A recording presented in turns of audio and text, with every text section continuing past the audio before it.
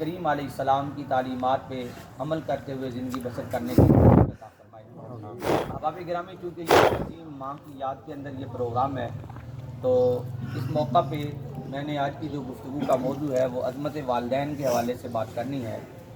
قرآن کریم پارہ نمبر 15 سورہ بنی اسرائیل کے اندر رب کائنات نے ارشاد فرمایا وَقَضَىٰ رَبُّكَ أَلَّا تَعْبُدُوا إِلَّا إِيَّاهُ، اور تیرے رب نے حکم دیا ہے کہ تم اللہ کے سوا کسی کی عبادت نہ کرو، وَبِالْوَالِدَيْنِ إِحْسَانًا، اور والدین کے ساتھ احسان کرنا ہے، اما یبلغن عندک الکبر، جب وہ تمہارے پاس بڑھاپے میں پہنچ جائیں، احدہما، ان دونوں میں سے ایک تمہیں بڑھاپے میں مل جائے، او کلاہما، یا دونوں تمہیں بڑھاپے میں مل جائیں، تو پھر اولاد کو حکم کیا ہے فلا تقل لہما اف، پھر اپنے ماں باپ کے آگے اف بھی نہیں کہنا، ولا تنہرہما، اور نہ ہی ان دونوں کو جھڑکنا ہے، وقل لہما قولا کریما، ان کے ساتھ انتہائی نرمی کے ساتھ گفتگو کرنی ہے، اور تمہاری گفتگو کا انداز کیا ہو، فرمایا وَخْفِضْ لَهُمَا جَنَاحَ الذُّلِّ مِنَ الرَّحْمَةِ، یہ محبت برے ہاتھ ان کے آگے باندھ لینے، سبحان اللہ، نگاہیں جھکا لینی ہے، نرم لہجے سے گفتگو کرنی ہے،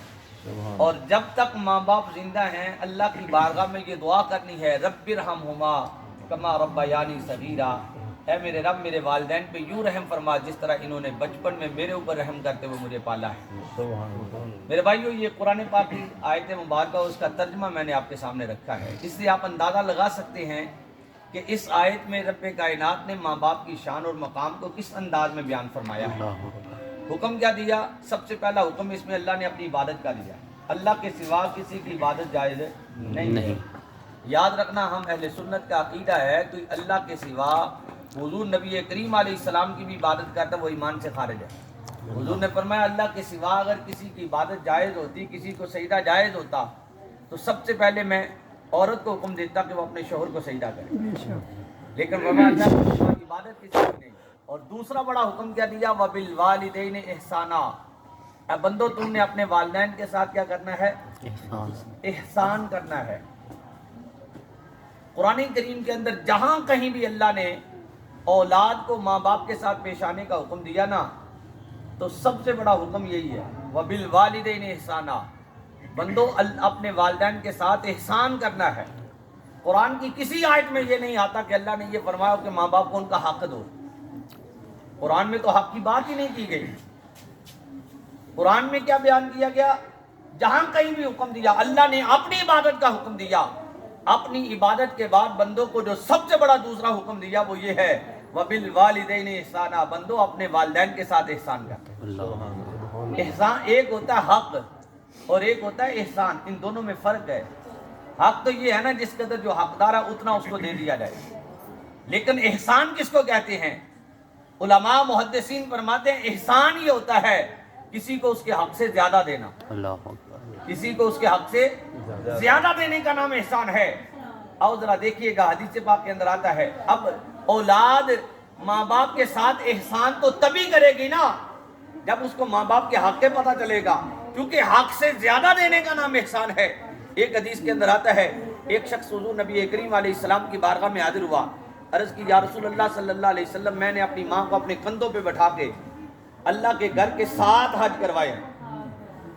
کتنے حج؟ 7۔ تو عرض کی حضور کیا میں نے اپنی ماں کا حق ادا کر دیا؟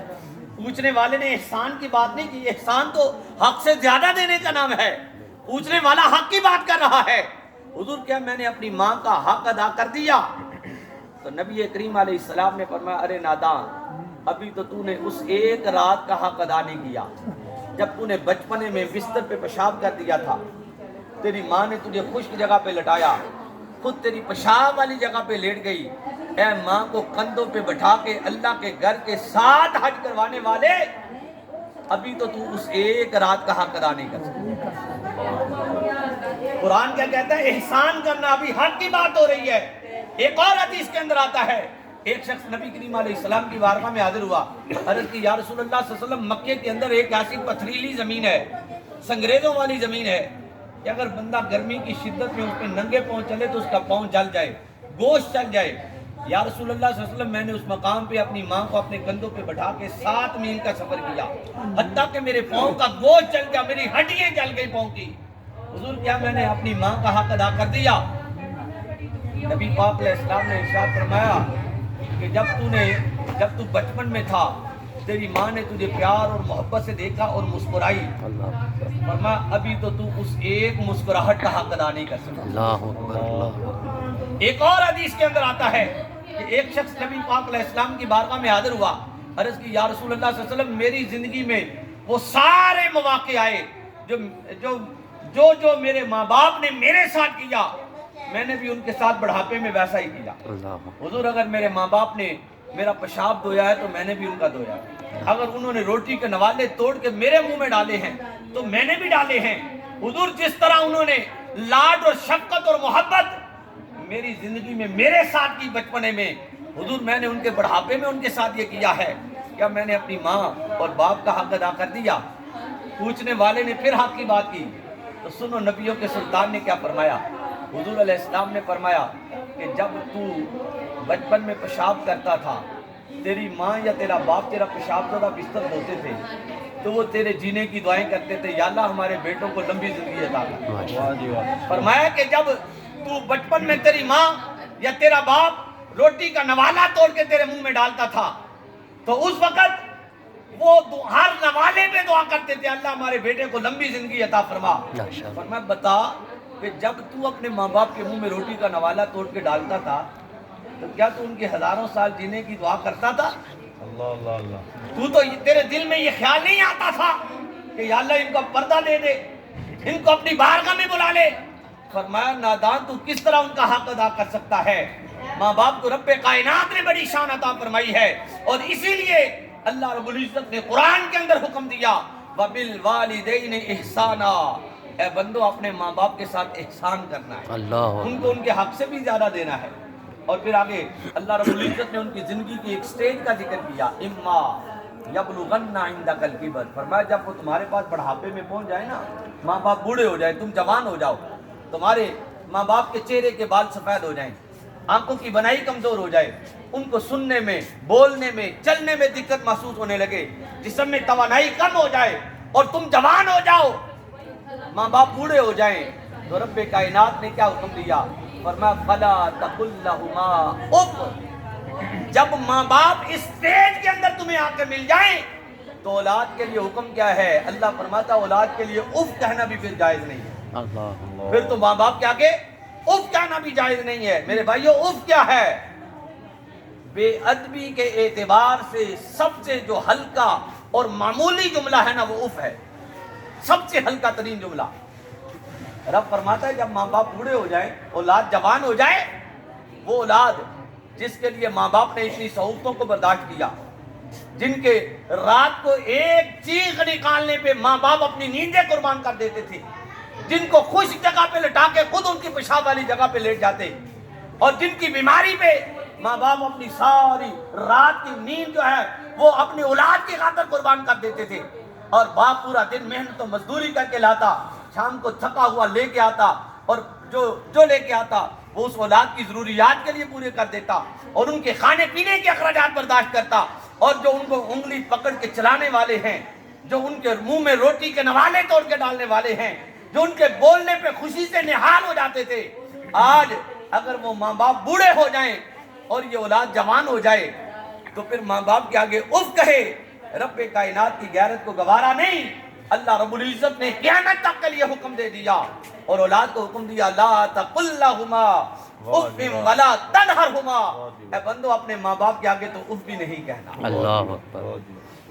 علماء فرماتے ہیں کہ اگر بیٹا پورا دن محنت مزدوری کر کے شام کو تھکا ہوا گھر آیا، ابھی دروازے کی دہلیز پہ قدم رکھا تھا، ماں نے کہا یا باپ نے کہا بیٹا یہ کام بھی کر کے آؤ، اگر بیٹے کی زبان سے اتنا نکل آیا نا اف، اماں جی یا ابا جی پہلے بتا دیتے میں کر آتا۔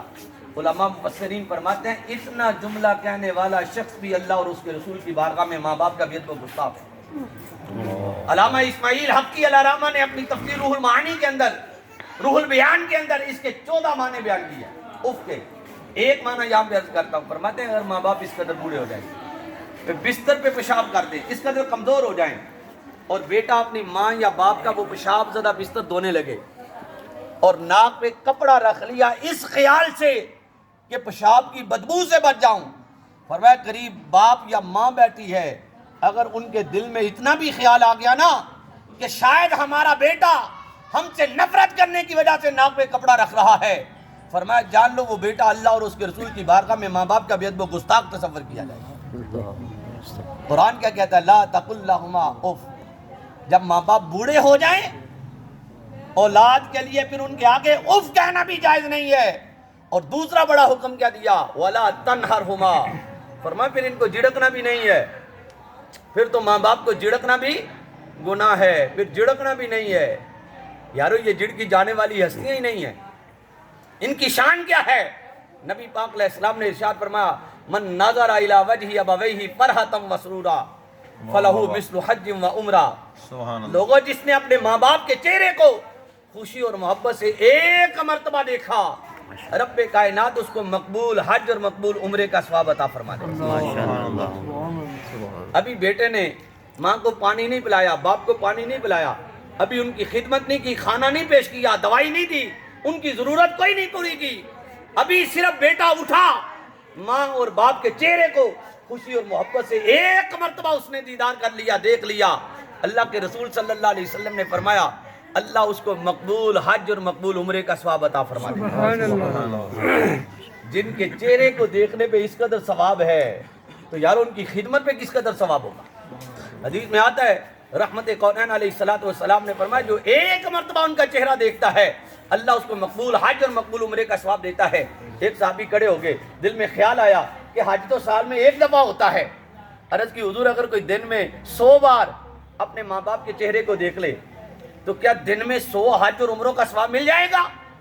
رحمت کونین علیہ السلام مسکرائے، حضور نے فرمایا تو 100 کی بات کرتا ہے، اگر کوئی دن میں 1000 بار بھی اپنے ماں باپ کے چہرے کو دیکھ لیتا ہے میں اس کو گارنٹی دیتا ہوں اللہ اس کو 1000 حج اور 1000 عمروں کا ثواب عطا فرمائے۔ آج حج کرنے جاؤ نا، کرونا سیزن ہے، 10 سے 12 لاکھ روپیہ حج کا خرچہ ہوا۔ عمرہ کرنے جاؤ آج کل 5-6 لاکھ روپیہ خرچ آتا ہے، بندہ حج کر آئے، عمرہ کر آئے، 18-20 لاکھ روپیہ لگا کے آ جائے، کیا اس کو یقین ہے کہ اس کا حج قبول ہو گیا؟ کیا اس کو یقین ہے کہ اس کا عمرہ قبول ہو گیا؟ یقین نہیں، امید ہے کہ وہ قبول کر لے گا۔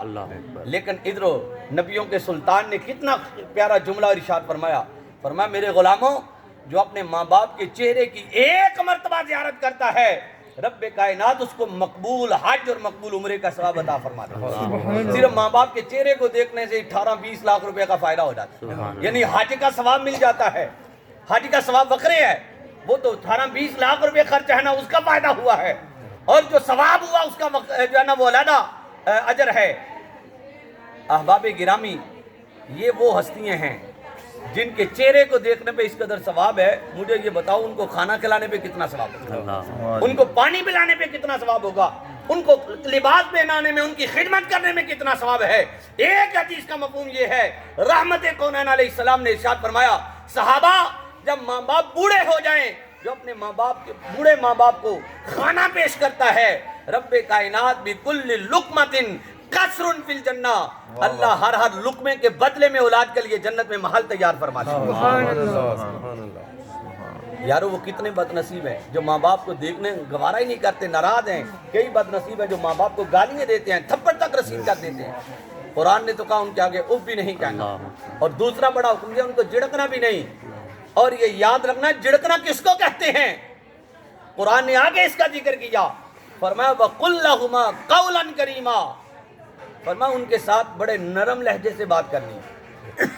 اب یہ یاد رکھنا اگر کوئی بیٹا اونچی آواز میں اپنے ماں باپ سے کلام کرے گا تو یہ جھڑکنے کے زمرے میں آئے گا، اس لیے کہ رب نے فرمایا ان سے کیسی بات کرنی ہے، نرم لہجے سے بات کرنی ہے، اور فرمایا ہاتھ باندھ کے بڑے مؤدب انداز میں نظریں جھکا کے ان کے ساتھ گفتگو کرنی ہے۔ احباب گرامی، یہ ماں باپ کی شان ہے۔ حضور نے فرمایا لوگوں ماں باپ کی رضا میں رب کی رضا ہے، ماں باپ کی ناراضگی میں رب کی ناراضگی ہے۔ جس کا ماں باپ اس سے راضی ہے سمجھ لو اس کا خدا بھی اس سے راضی ہے، جس کے ماں باپ اس سے ناراض ہیں سمجھ لو اس کا خدا بھی اس سے ناراض ہے۔ اور ماں کی جہاں پہ عظمت یہ بیان کی گئی نا، ان کے نیچے قدموں کے نیچے جنت ہے، باپ کو بھی بڑی شان عطا فرمائی ہے۔ میں باپ کے حوالے سے ایک حدیث پاک عرض کرتا ہوں کیونکہ کافی وقت ہو گیا، گفتگو ختم کروں گا۔ حدیث کے اندر آتا ہے کہ نبی کریم علیہ السلام تشریف فرما ہے، ایک قریب سے ایک راستہ گزرتا تھا، دیکھا کہ اس راستے پہ دو لوگ چل رہے ہیں، ایک نوجوان ایک بوڑھا۔ نبی پاک علیہ السلام، وہ نوجوان جو تھا وہ آگے آگے چل رہا تھا اور بوڑھا ذرا کمزور تھا، وہ آہستہ آہستہ چل رہا تھا۔ نبی پاک علیہ السلام نے اس نوجوان کو روک کے پوچھا، یہ جو تمہارے پیچھے آ رہا ہے یہ کون ہے؟ اس نے کہا حضور یہ میرا باپ ہے، میرا والد ہے۔ تو نبی پاک علیہ السلام نے فرمایا تجھے باپ کے ادب کا پتہ نہیں ہے؟ تو باپ کے آگے آگے چل رہا ہے، تیرے قدموں سے اٹھنے والا غبار تیرے باپ پہ پڑ رہا ہے، ارے تو باپ کا بے ادب و گستاخ ہو رہا ہے۔ نبی پاک علیہ السلام نے اس مقام پہ اس نوجوان کو 4 وصیتیں فرمائی۔ کتنی؟ 4۔ یہ ہم سب کے لیے وہ 4 وصیتیں کیا ہیں؟ حضور علیہ السلام نے جو پہلی وصیت فرمائی، فرمایا وہ کیا ہے؟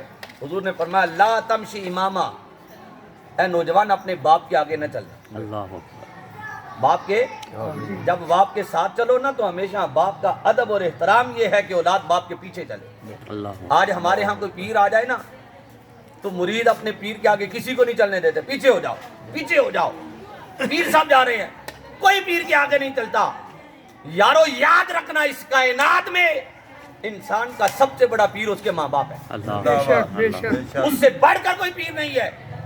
حضرت ویسے کرنی رضی اللہ تعالیٰ عنہ ساری زندگی صحابیت کا شرف حاصل نہیں کر سکے، حالانکہ حضور کا زمانہ بھی پایا ہے، مصطفیٰ کا کلمہ بھی پڑھا ہے، حضور سے محبت بھی کرتے ہیں، آقا کی محبت میں مچلتے بھی ہیں، لیکن حضور کی بارگاہ میں حاضر نہ ہو سکے۔ صحابیت کا شرف حاصل ہے کیوں؟ یہ بڑھیا ماں تھی، ان کی خدمت میں مصروف رہے۔ میرے آقا نے فرمایا صحابہ اللہ نے میرے اس عاشق صادق کو مقام کیا دیا ہے، اگر وہ میری امت کے لیے بخشش کی دعا کر دے اللہ اس کی دعا کی برکت سے میری ساری گناہگار امت کی بخشے فرمائے۔ سب سے بڑا پیر جو ہے وہ والدین ہے۔ اولاد کے لیے حکم یہ ہے، مصطفیٰ کریم علیہ السلام نے فرمایا لا تمشی اماما، اے نوجوان اپنے باپ کے آگے نہیں چلنا، جب بھی باپ کے ساتھ چلو تو ہمیشہ باپ کے پیچھے چلو، ادب یہ ہے۔